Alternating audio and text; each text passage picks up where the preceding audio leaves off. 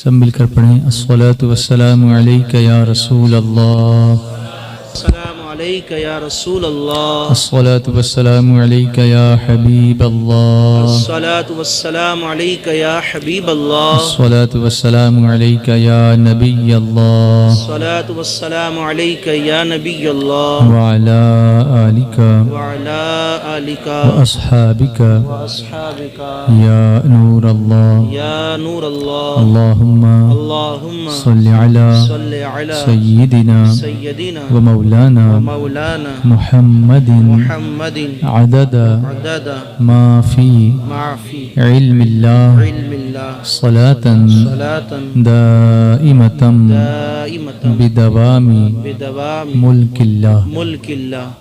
इस एक दुरूद शरीफ को पढ़ने का सवाब 6 लाख दुरूद शरीफ सुभान पढ़ने के बराबर है। अल्लाह, सुभान अल्लाह, सुभान अल्लाह। काफ़ी अरसे के बाद इस गांव में कोसंबा में मैं फिर एक बार महफिल नात सजाने की सादत हासिल कर रहा हूँ। मुझसे कबल आप हज़रत मौलाना मोहम्मद ज़हीर मिसबाही साहब क़िबला से बहुत ही आसान अल्फाज में एक अजीम इस्लाही ख़िताब समाअत फरमा रहे थे। इनकी सिंसियरिटी, इनके इखलास की मैं बहुत कदर करता हूँ और दुआ करता हूँ कि अल्लाह इसमें मज़ीद बरकतियाँ अता फरमाए और ये इसी तरीके से इखलास के साथ दीन की खिदमत करें, हमारी सबकी इस्लाह करें। अल्लाह इनके इल्म में, अमल में, तक़वा में, परहेज़गारी में, दुनिया और आखिरत में खूब खूब बरकतियाँ अता फरमाए। मैंने यहाँ आने के बाद खलील भाई से पूछा कि इस गांव को कोसंबा क्यों कहते हैं, तो उन्होंने कहा हमने तो कभी सोचा ही नहीं। यही हाल हमारा दुनियावी और दीनी दोनों एतबार से अक्सर होता है कि हम काम तो करते हैं पर उस पर गौर नहीं करते। और इस्लाम जमूद का मज़हब नहीं है, फ्रीज होकर यहाँ ठंडी नहीं ना हमारे यहाँ इतनी, तो इसलिए इतना फ्रीज होने की ज़रूरत नहीं हमको।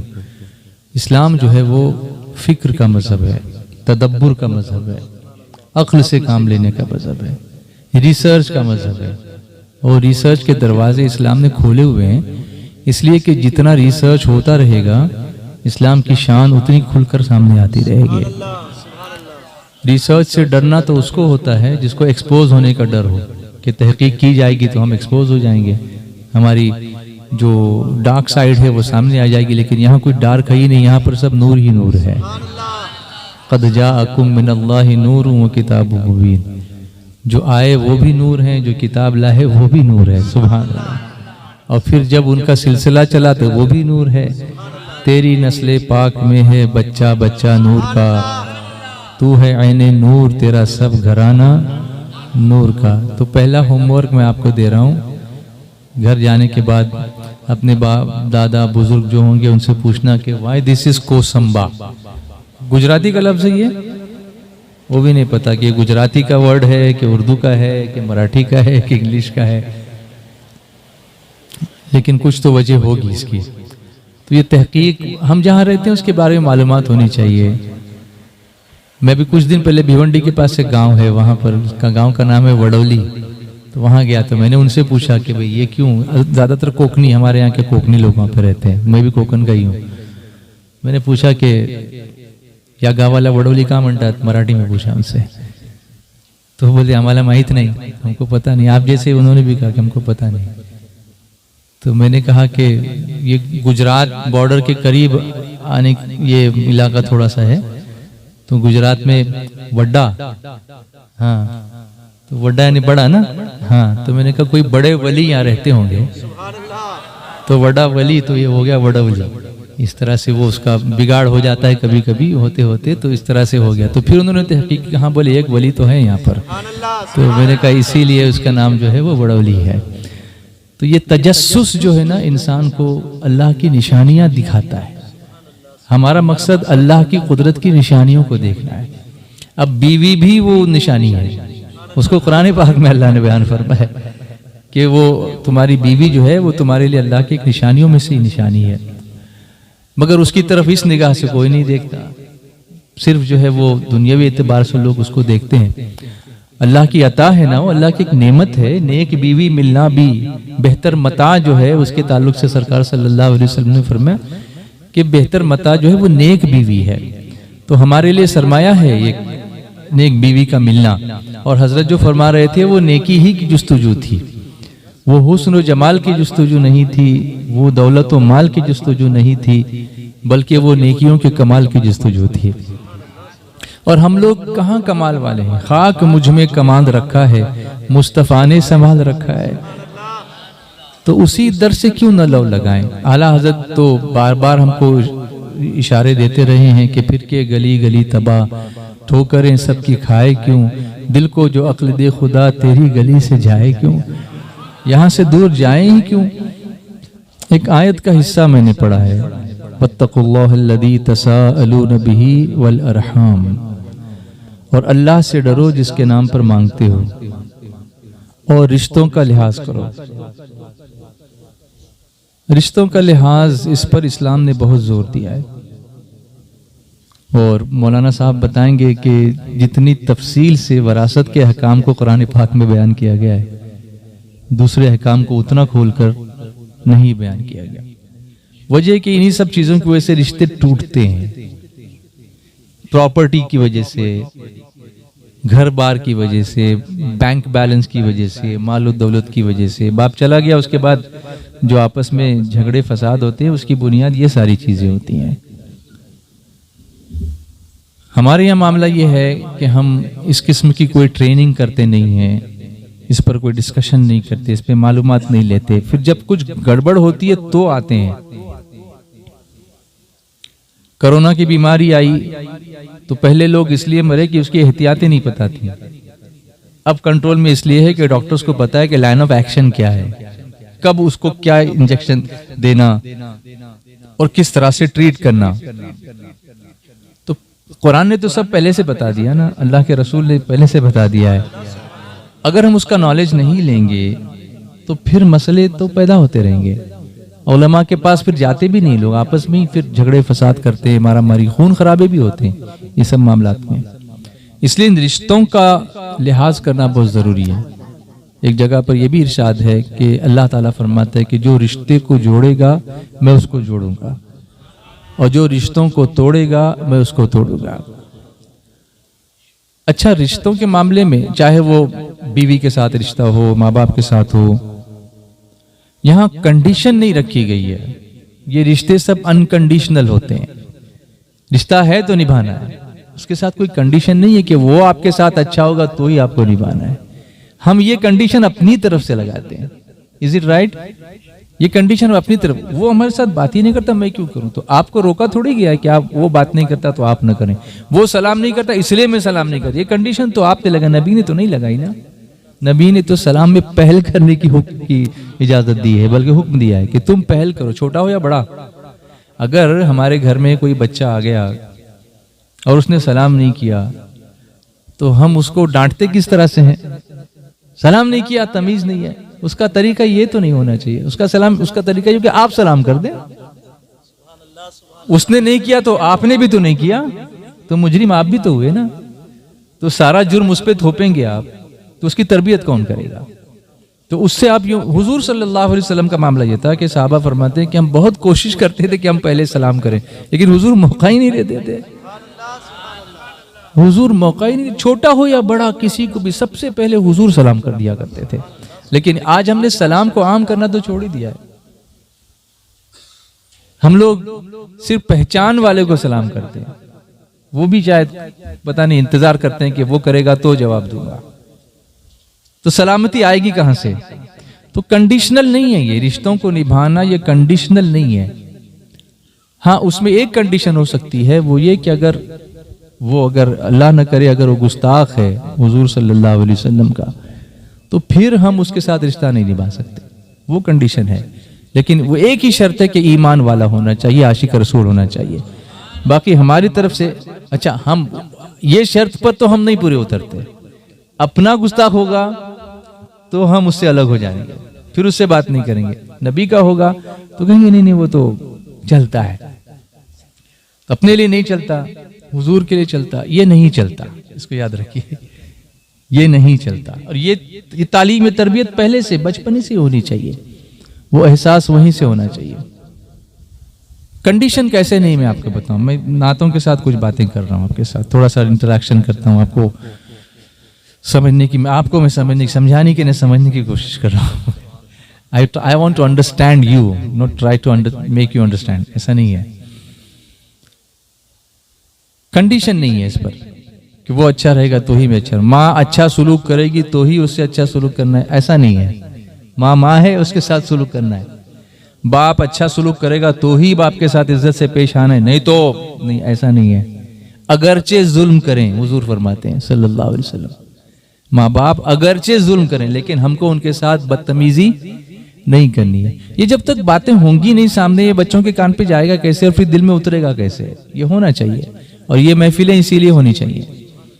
नातें तो हैं ही, लेकिन ये भी नबी की नात है।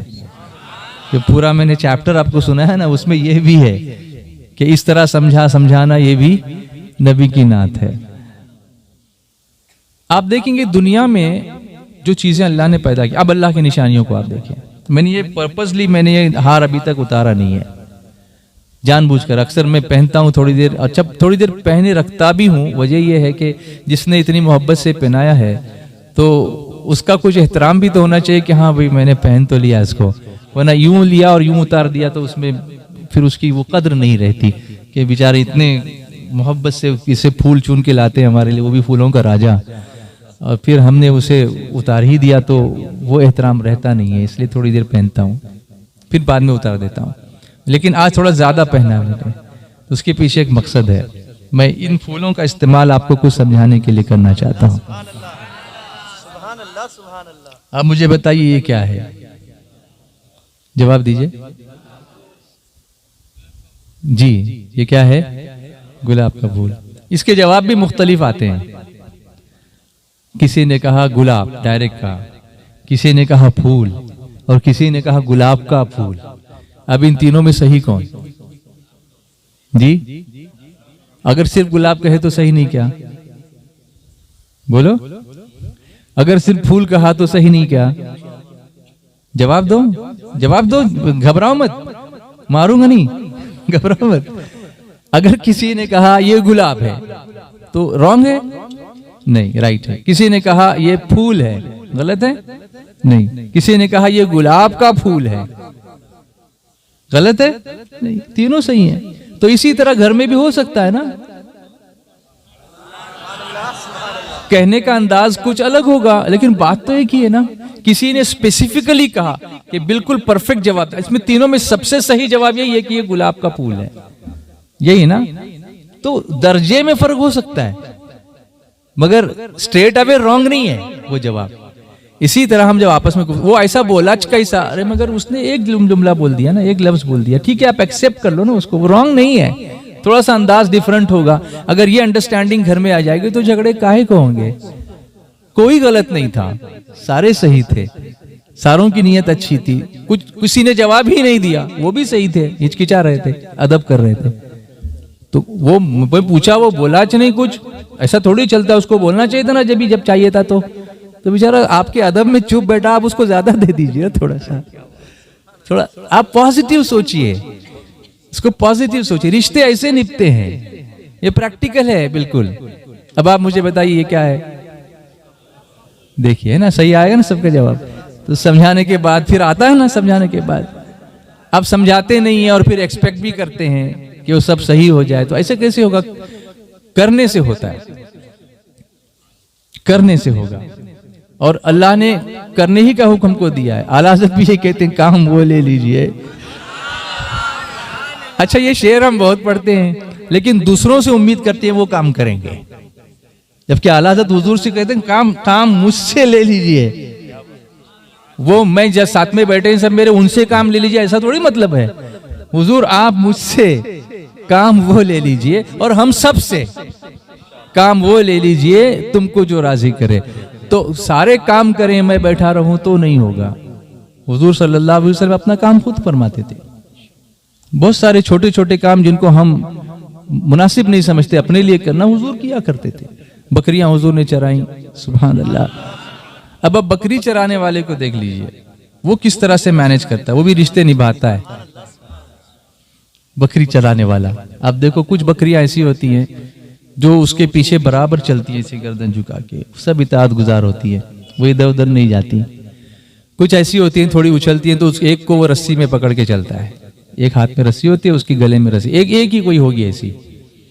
कुछ ऐसी होती हैं जो जरा कूदती हैं तो उनको एक लकड़ी हाथ में होती है, उससे मार के चलाता है ठीक ठाक। सब अलग अलग टाइप के हैं। और एक आध कोई इतनी कमजोर होती है कि उसको कंधे पे बिठा के चलता है, मगर सबको लेके चलता है। कुल्लुकुम राइन वो कुल्लुकुम मसऊलुन अन रइयती, तुम में हर एक निगहबान है ना, राई है। वो राई उसी को कहते हैं जो सब को रेवड़ को साथ में लेके चले, वही राई होता है, निगहबान होता है। तो फैमिली इसी तरह चलती है। कुछ उछलने वाले होते हैं, उनको थोड़ा सा ऐसा लगा दिया टक करके तो सीधा हो जाएगा। कुछ ज्यादा तेज भागने तो रस्सी से उसको पकड़ के रखने, जाना नहीं किधर। और कुछ ऐसे होते हैं जो पीछे से चलते हैं, उनकी कदर करना। और कुछ कमजोर होते हैं, उनको कंधे पे उठा के चलना। फैमिली ऐसे चलती है, रिश्ते ऐसे निभाए जाते हैं। अगर इस तरह समझाया जाएगा घर में बैठ करके तो फैमिली टूटेगी नहीं। वत्तकुल्लाह अल्लज़ी तसाअलून बिही वल अरहाम। अब ये देख कंडीशन नहीं है इसमें। मैं किसी जवान को यहां बुलाऊं, कोई आएगा ऊपर, मैं कुछ पूछना चाहता हूं ये फूल के जरिए से उसको। आइए, अभी जिन्होंने हार दिया है उनकी इजाजत से मैं इसमें से ये फूल निकालना चाहता हूं, चलेगा ना?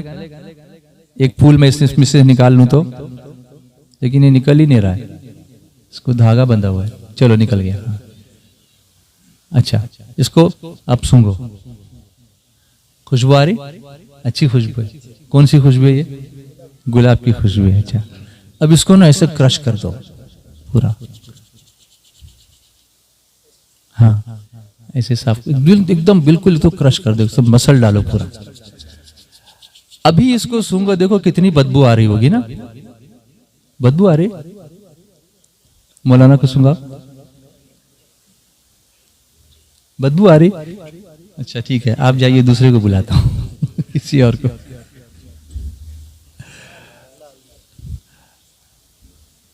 कोई आएगा और? आओ।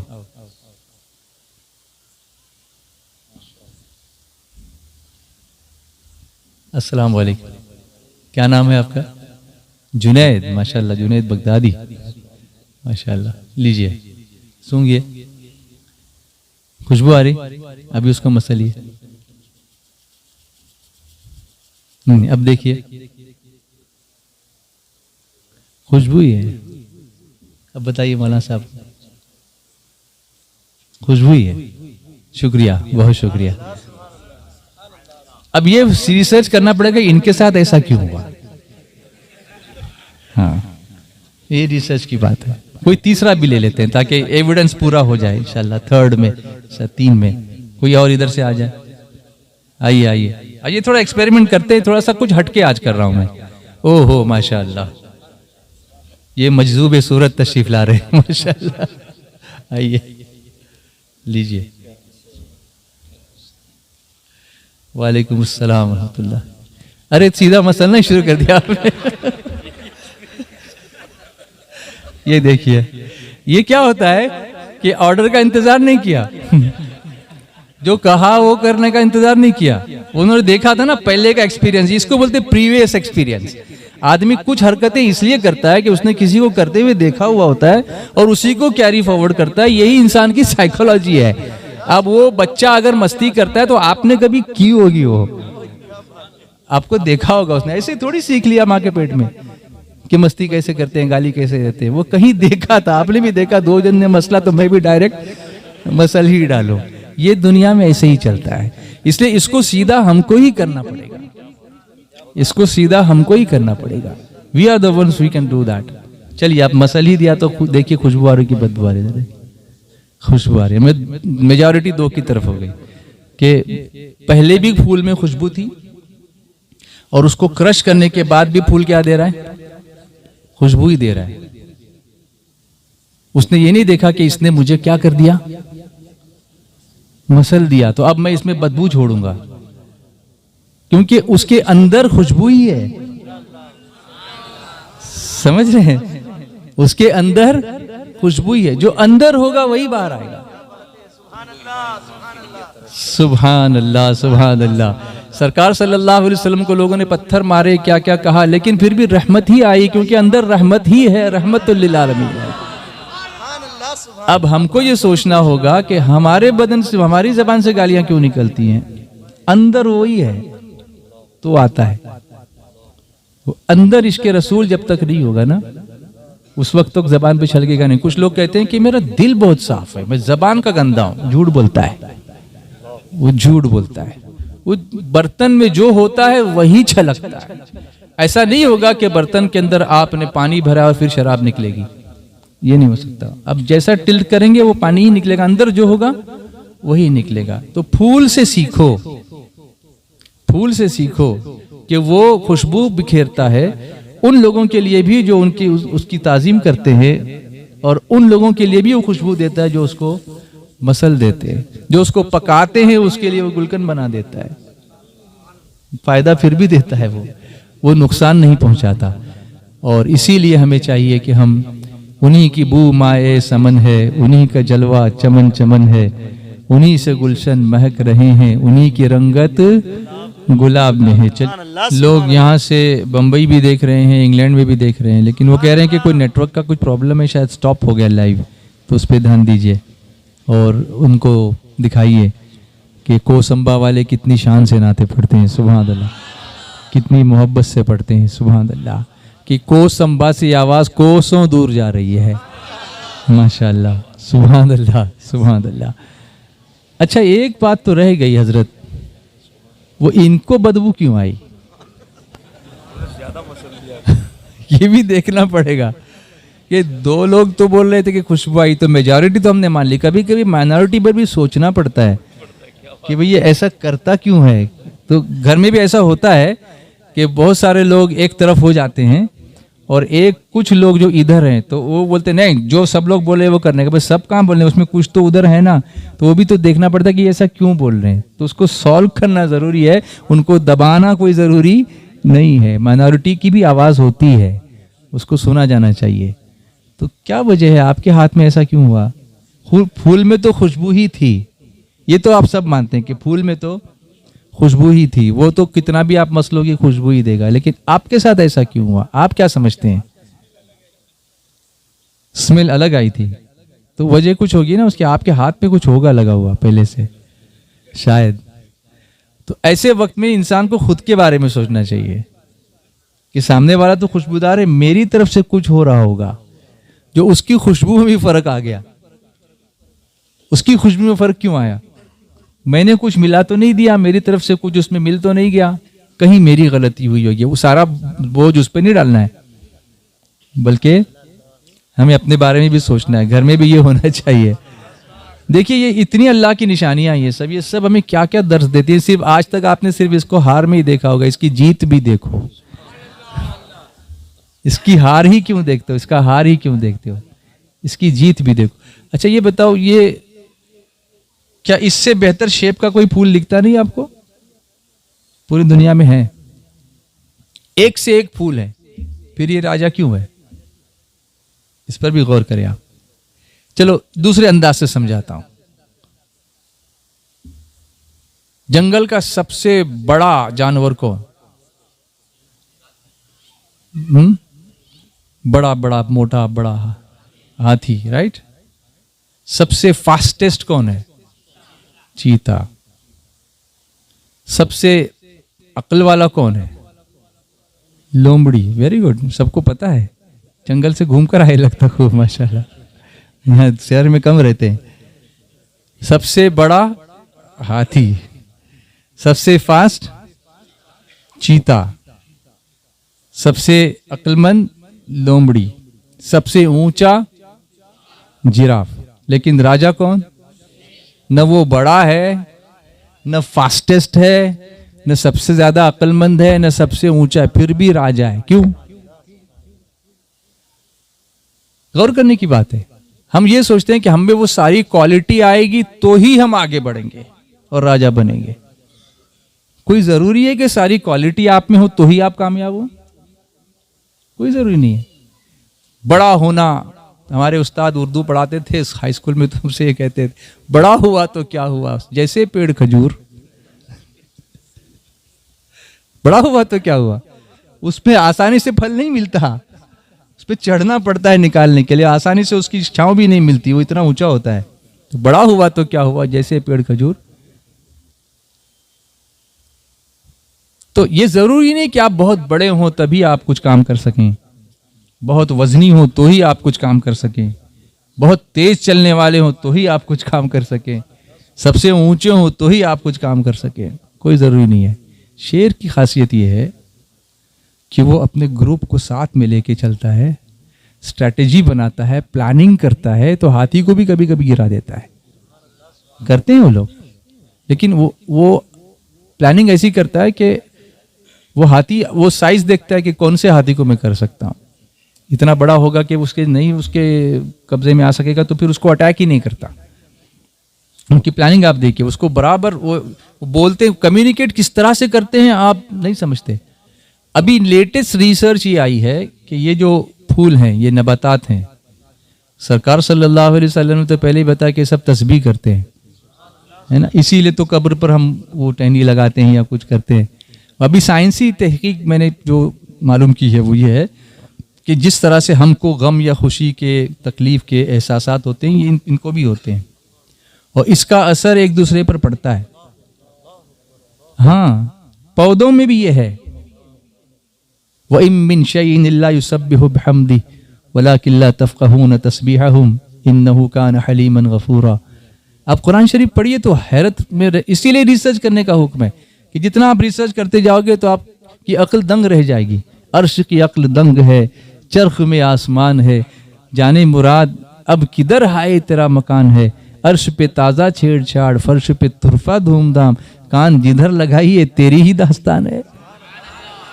थोड़ी आवाज कम हो गई आपकी, कान जिधर लगाइए तेरी ही दास्तान है। ये इनके अंदर भी एहसास, इनको छूने का एहसास होता है। इसीलिए आपने देखा वो लाजवंती का पौधा जो होता है, उसको आप टच करो तो बंद हो जाता है, वो टच करो तो बंद हो जाता है, उनको छूने का एहसास होता है।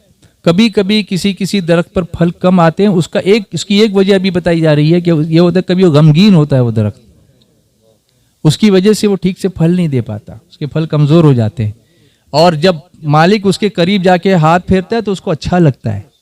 ये पौधों के साथ भी होता है। तो पौधों का जब ये आलम है, अल्लाह अकबर, तो फिर इंसानों की फीलिंग्स का आलम क्या होगा, उसके सर पे हाथ फेरने का क्या आलम होगा। सरकार सल्लल्लाहु अलैहि वसल्लम ने जो फरमाया कि यतीम के सर पर हाथ फेरो तो सर के बालों के बराबर अल्लाह ने किया था, फरमाता है वो इसी एहसास के लिए है कि कोई है मेरे साथ जो मेरे सर पे हाथ फेर रहा है। आपने कुछ दिया नहीं उसको, लेकिन उसकी किफ़ालत कर ली या उसको तसल्ली दे दी थोड़ी। पता है कि अभी एक लेटेस्ट रिसर्च और भी आया है कि जब इंसान बीमार होता है तो उसको जाने के बाद देखने के लिए जब जाता है कोई इयादत के लिए, तो what should we do, scientific research ये कहती है, तो डॉक्टर्स कहते हैं वन वर्ड ऑफ कंफर्ट, एक लफ्ज तसल्ली देने वाला, वो उसके लिए दवा का काम करता है। सुभान अल्लाह, तिरयाक का काम करता है उसको हिम्मत। हुजूर सल्लल्लाहु अलैहि वसल्लम जाते थे सर पे हाथ रखते थे, यही सुन्नत है, ला बास तहूरुन इंशाअल्लाह, बस वन वर्ड ऑफ कंफर्ट। सुभान अल्लाह, ये अभी तहकीक करके आए हैं और हुजूर हमें पहले ही बता गए हैं। सुभान अल्लाह। फिर के गली गली तबाह, ठोकरें सबकी खाए क्यों, दिल को जो अक्ल दे खुदा तेरी गली से जाए क्यों। बोलते अब ये बोलते रोज हाथ धोते रहो, हाथ धोते रहो। हम तो दिन में 5 मरतबा कितने हाथ धोते हैं। तो ये आए ना, फिर वहीं आए कि नहीं, फिर के गली गली तबाह, ठोकरें सबकी खाए क्यों, दिल को जो अक्ल दे खुदा तेरी गली से जाए क्यों। इस्लाम एक पूरा सिस्टम है, सिर्फ चंद इबादतें इस्लाम नहीं, सिर्फ चंद इबादतों का नाम नहीं है, पूरा सिस्टम है। और उस सिस्टम को हमने एक्सप्लोर ही नहीं किया है। हमारा निज़ाम इस्लामी घर में भी नहीं है। आप कहते हैं हमारे यहाँ इस्लामी हुकूमत नहीं, तो आपके घर में किसकी हुकूमत है? आपकी है ना। वहां क्यों नहीं करते आप? किसने रोका है आपको? इस्लामी निज़ाम को आपकी फैमिली एक हुकूमत है, वो उसके बारे में आपसे पूछा जाएगा। तो आपने क्यों नहीं उसको वहां पर इंप्लीमेंट किया? आप हमारे माननीय से आप एक्सपेक्ट कर रहे हैं कि वो करेंगे, आप कीजिए ना।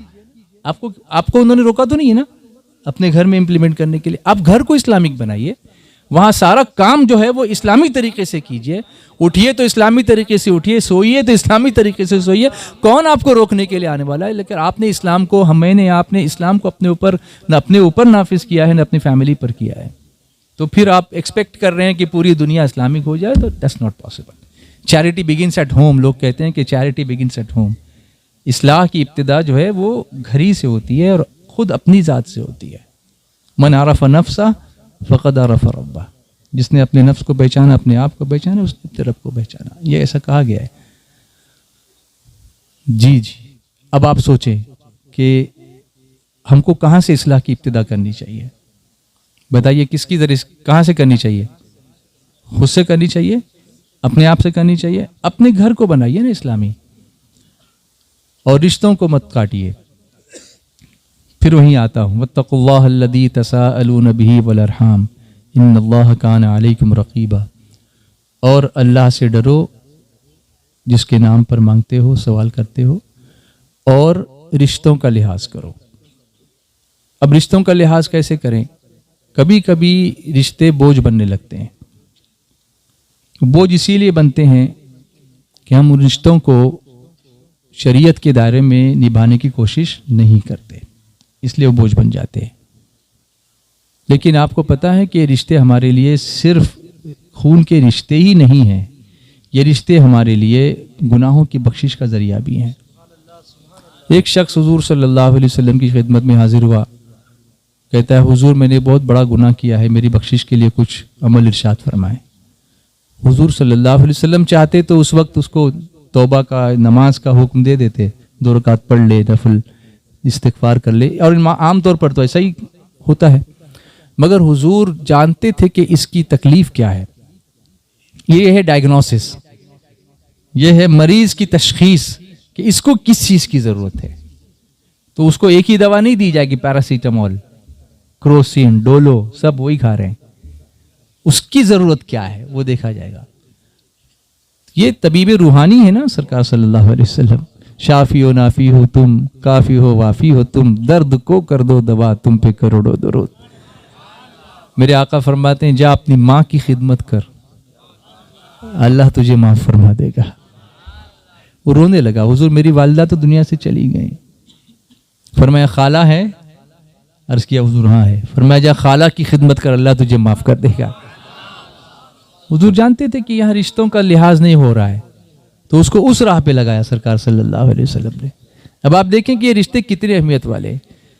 फरमाया अगर तुम चाहते हो कि तुम्हारी रोजी में अल्लाह बरकत दे तो सिला रहमी करो, यानी रिश्तों को जोड़ो, रिश्तेदारों के साथ अच्छा सलूक करो। और जो बीवी आने वाली है वो भी रिश्ते लेकर आएगी तुम्हारे साथ। और दुनिया में आने वाला, जन्नत से आने वाला पहला रिश्ता यही मियाँ बीवी का ही रिश्ता है। हज़रत आदम अलैहिस्सलाम, हज़रत हव्वा दुनिया में क्या बनकर आए थे? मियाँ बीवी बनकर के आए थे।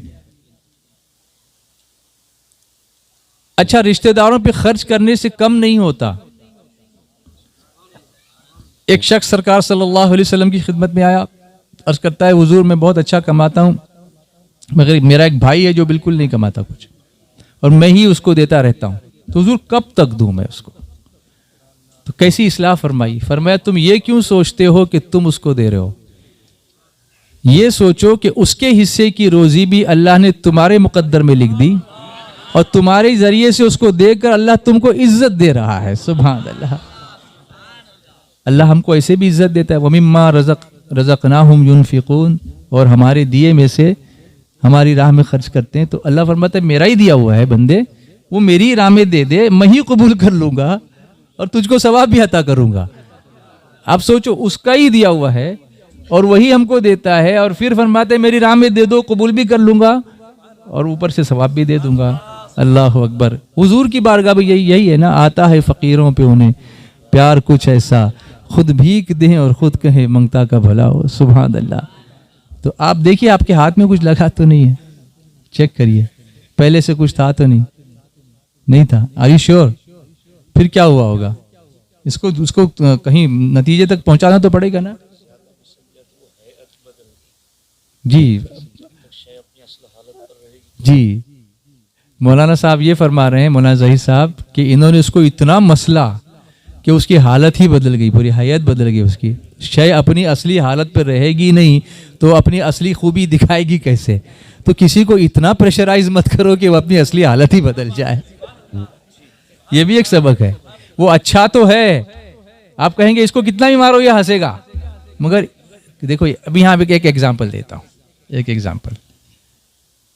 अभी किसी बच्चे को लाके करता लेकिन वो बेचारा चिल्लाएगा, लेकिन इसलिए अभी एक बच्चा है या कोई बड़ा है, उसको आप दबाते जाओ दबाते जाओ दबाते जाओ, वो ही हंसता है, लेकिन एक पॉइंट तक ही हंसेगा। जहां वो दर्द बर्दाश्त के बाहर हुआ फिर उठ के खड़ा होगा चिल्ला करके। यही होता है जब आप किसी पे जुल्म करते हैं, तो एक हद तक वो बर्दाश्त करता है, लेकिन जहां उसकी बर्दाश्त की हद होगी अब वो उठता है। चूंटी आतंकवादी नहीं जो आपको काटती है, वो भी तो आपको काटती है ना, लेकिन वो उस वक्त काटती है जब आप इतनी जोर से पैर देते हैं कि उसको अपनी जान का खतरा हो जाता है, तब वो काटती है। तो रिश्ते इस तरह टूटते हैं जब आप ज्यादा प्रेशर करते हैं। इसी तरह बीवी का भी हाल है। सरकार सल्लल्लाहु अलैहि वसल्लम ने फरमाया कि टेढ़ी पसली से पैदा होगी, इसको ज्यादा सीधी मत करने जाओ। लोग कहते हैं वो सुनती ही नहीं, मेरी भी सुनती तो है, लेकिन तुम इतना सीधा करने जाओगे कि वो टूट जाए तो टूट ही जाएगी ना। तो उसको उसकी हालत पर रहने दो। न तुम परफेक्ट हो न वो परफेक्ट है, तुम कहीं फरिश्ते तो नहीं हो न वो फरिश्ता है, तो फिर इंसान हो ना, दोनों एडजस्ट करो। यही इस्लाम का तरीका है अल्हम्दुलिल्लाह। और यहाँ पर अल्हम्दुलिल्लाह आप देखेंगे तलाक की सबसे कम शरह जो है मुसलमानों में है, मुसलमान, जबकि बदनाम इस्लाम ही को किया जाता है, लेकिन तलाक का सबसे कम रेट पूरी दुनिया में, सबसे कम अगर तलाक़ें होती हैं तो वो मुसलमानों में होती हैं, वो भी कोई ज़रूरत हो तो ही होती हैं। ये क्यों है? ये निज़ाम मुस्तफ़ा है, सुभान अल्लाह, जो मोहब्बत भरा निज़ाम दिया, जो बर्दाश्त का मादा पैदा किया, एक दूसरे के हुकूक खोल खोल के बयान किए हैं, समझाए हैं। अगर हम अपने घर ही में इस्लाम नाफिज कर दें तो एक हुकूमत तो इस्लामी घर ही में हो जाएगी, हर घर में होगी, फिर उनमें कोऑर्डिनेशन होगा। कभी कभी रिश्तों में दरार पैदा होने की एक वजह यह भी होती है, जैसे अभी मैं सोच रहा था कि शुरू में जब मैं आया था तो बहुत सारे लोग थे, धीरे धीरे कुछ लोग चले गए, तो मुझे गुस्सा आने लगा कि ये लोग चले क्यों गए। लेकिन फिर मैंने सोचा कि उन पर गुस्सा करने में अपना मूड खराब करके जो मोहब्बत से बैठे हैं उनको क्यों मैं पनिश करूं। जो बैठे हैं उनका ख्याल करूं ना, जो गए हैं उनके लिए दुबला होने की क्या जरूरत है। उनको जितनी तौफीक थी, बैठे बेचारे, गए, कुछ काम होगा उनको।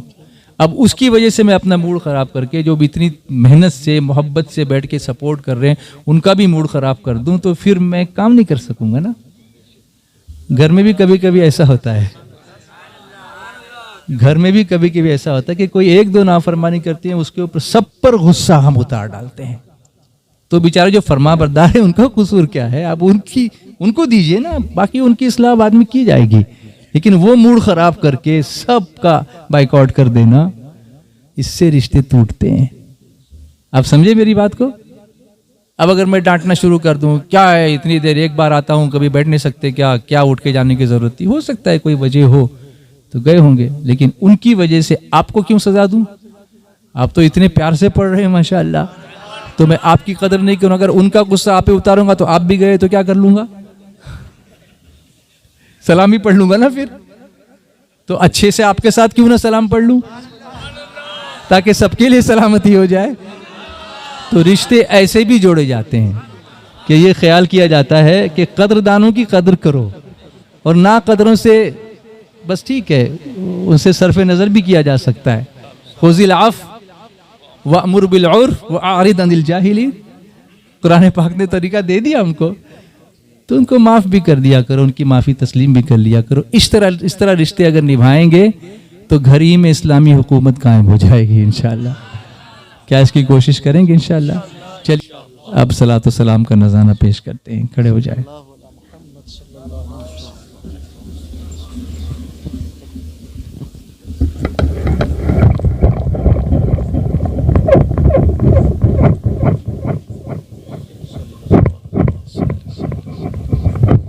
या नबी सलाम अलैका, या रसूल सलाम अलैका, या हबीब सलाम अलैका, सलवातुल्लाह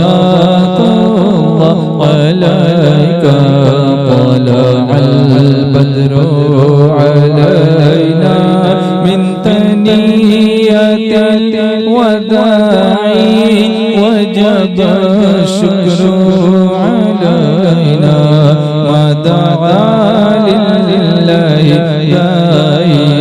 या नबी सलाम अलैका या रसूल सलाम अलैका या हबीब सलाम अलैका सल्लल्लाहु अलैका आपका तशरीफ लाना वक्त भी कितना सुहाना जगमगा उठा ज़माना पूरे गाती थी तराना या नबी सलाम अलैका या रसूल सलाम अलैका या हबीब सलाम अलैका सल्लल्लाहु अलैका सल्लल्लाहु अलैका या रसूलल्लाह व अला आलिका व अस्हाबिका।